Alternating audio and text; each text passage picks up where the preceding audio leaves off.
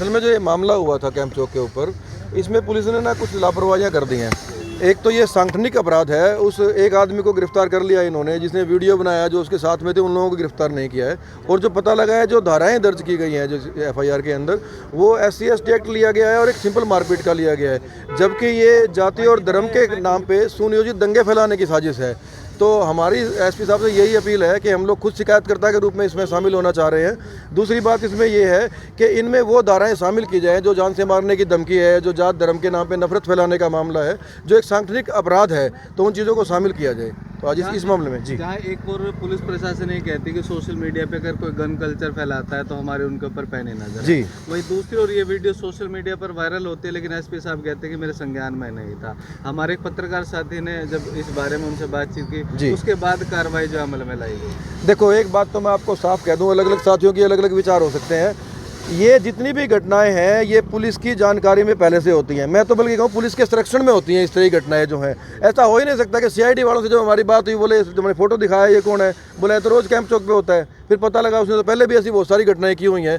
तो पुलिस की पूरी अच्छी तरह से जानकारी में है और अभी भी जो ये धाराएं लगाई गई हैं पुलिस ने जानबूझ के उसको निकालने के लिए लगाई गई हैं। इसीलिए सामाजिक संगठन के लोग जो आए हैं वो दबाव बनाने के लिए आए हैं कि ऐसे सिंपली निकलने नहीं देंगे हम लोग खुद शिकायतकर्ता होंगे। इस तरह की घटनाओं में एक आदमी शिकायतकर्ता नहीं होता है, पूरा समाज के ऊपर इसका असर पड़ता है।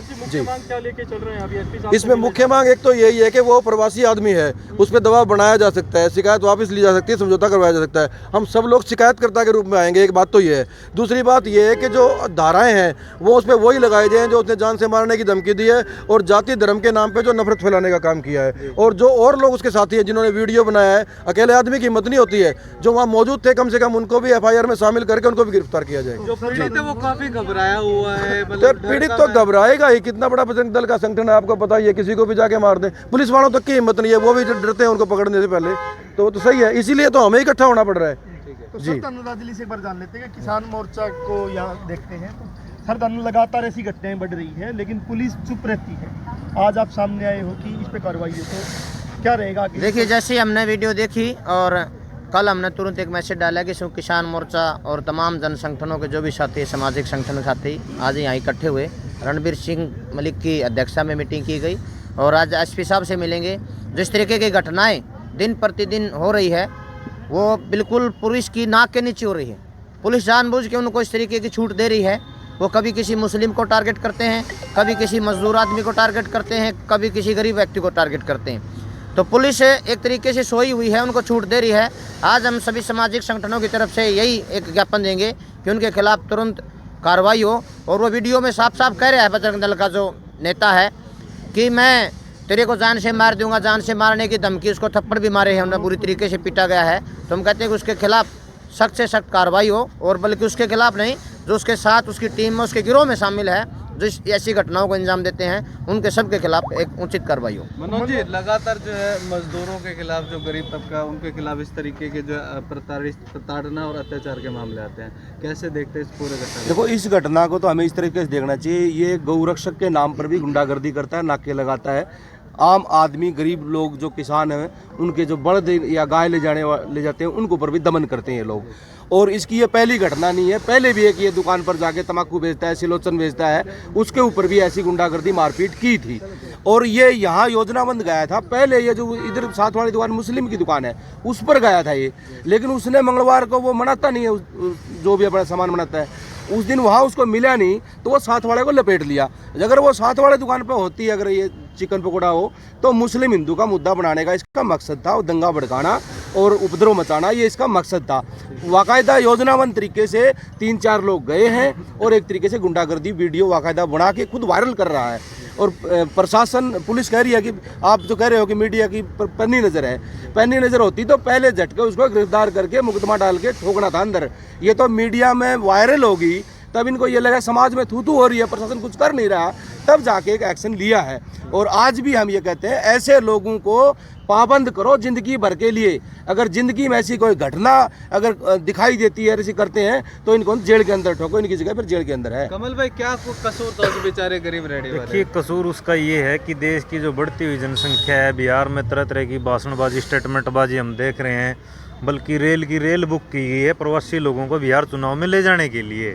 लेकिन यहाँ जिन प्रदेशों में बीजेपी की सरकार है उनके अंदर जहाँ पर ट्रिपल इंजन की, फोर्थ इंजन की जो सरकारें यहाँ बन रही है, यहाँ पर प्रवासियों के साथ क्या किया जा रहा है, क्या मैसेज जा रहा है कि पलायन करके प्रदेशों में, सक्षम प्रदेशों में आए हुए जो प्रवासी जो लोग हैं, यहाँ 40,000 के करीब प्रवासी जो मजदूर है, झुग्गी झोपड़ियाँ हैं, उनके अंदर क्या संदेश जा रहा है कि वो अपना छोटा मोटा रेडी ठेला लगा करके ना अपना जो काम शुरू कर रहे हैं। इसके पीछे बहुत बड़ी गिरोह है, ये गोरक्षक के नाम पे, धर्म रक्षक, अंग रक्षक, पता नहीं कौन से रक्षकों के नाम पे जो सेनाएं बनाई गई है, ये गरीब प्रवासी मजदूर लोगों से हफ्ता वसूली तक के काम कर रहे हैं।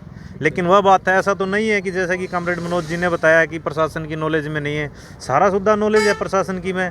जब ये तो एसपी महोदय प्रेस कॉन्फ्रेंस कर रहे थे, किसी पत्रकार साथी ने सवाल कर लिया कि जी ऐसी ऐसी एक खबर चली हुई है, इसमें प्रशासन का क्या कहना है। उसके बाद प्रशासन वो ले रहा है, लाखों की संख्या में लोगों ने उस वीडियो को देखा, अपनी प्रतिक्रियाएं जाहिर करी। कम से कम हिसार में तो जो ये सांप्रदायिकता का माहौल बनाया जा रहा है, ये एक बारीकी से जानकारी होनी चाहिए। पिछले साल की आप घटना देखोगे, पड़ाव चौक पे एक माता का मंदिर है, उसमें किसी बछड़े, हाँ, गोवंश का जो टुकड़ा वो फेंक दिया गया था। उसके पीछे भी इस तरीके की जो ये साजिशें हुई, तो इस तरीके के जो लोग हैं, एक सुनायोजित तरीके से ये पहली घटना नहीं है। इस तरीके की जो घटनाओं को टेक्निकली तरीके से, सामाजिक तरीके से, सांप्रदायिक तरीके से अंजाम देने का जो प्रयास करते रहते हैं, जिसमें सामाजिक टकराव होने का, धार्मिक टकराव होने का जो स्थितियाँ परिस्थितियाँ बन जाती है, समय रहते प्रशासन ने इन बातों के ऊपर अंकुश लगानी चाहिए। और कम से कम यहाँ के जो सामाजिक संगठन है, सामाजिक कार्यकर्ता है, सोशल एक्टिविस्ट है, किसान संगठनों से हमारे जो साथी आए हैं, मजदूर संगठनों से जो साथी आए हैं, भाई कम से कम हिसार में तो सांप्रदायिकता का ये माहौल पैदा नहीं होने दिया जाएगा। समय रहते इस मामले में प्रशासन को संज्ञान लेना चाहिए। राजीव जी, जब भी कुछ भी गलत होता है तो जवाब दो हिसाब तो की संस्था हमेशा गलत के खिलाफ नज़र आती है। क्या लगता है कि अमन पसंद लोग इस पूरे मामले में हस्तक्षेप ना करते तो जातीय दंगे फैलने के जो है खतरा बना रहता? ऐसा है जी, ये तो सोशल मीडिया का कमाल है जो ये वीडियो वायरल होगी, अदरवाइज इसको सुनने वाला कोई नहीं था इस आदमी को। पुलिस की जो है ना नाकामी कही जाएगी। ये वहाँ से 2 कदम दूरी पे CID का इनका बंदे बैठे रहते हैं, उन्होंने मैसेज नहीं पहुँचाया कि इनको, ये तो इसके ऊपर वीडियो वायरल होगी तो इनकी मजबूरी बन गई, भी समाज में थू हो रही है, इस पर पर्चा दर्ज करो। पर्चा भी पूरी तरह दर्ज नहीं किया गया, उसके ऊपर पूरी धाराएं नहीं लगाई गई हैं। वो ये सारा हमला सुनियोजित ढंग से था। जो उसके साथ आदमी थे, जो 4-5 आदमी थे, उनको भी गिरफ्तार करना चाहिए पुलिस को।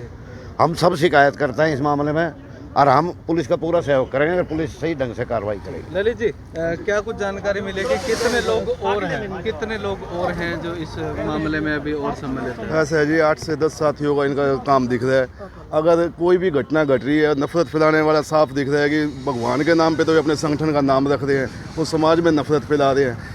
अब बदमाशों की इनकी हिम्मत देखो ना, खुद ही काम कर रहे हैं, मारपीट कर रहे हैं, नफरत फैला रहे हैं। उसके बाद वीडियो भी इन्होंने खुद बनाई है, वायरल भी इन्होंने खुद की है। तो ये साफ साफ दिख रहा है इनका काम, मकसद वो नहीं है कि वो कहीं जा गए हैं उधर जाके एक बंदे को परेशान करना है। इनका मकसद तो पूरे समाज के अंदर नफरत फैलाना है।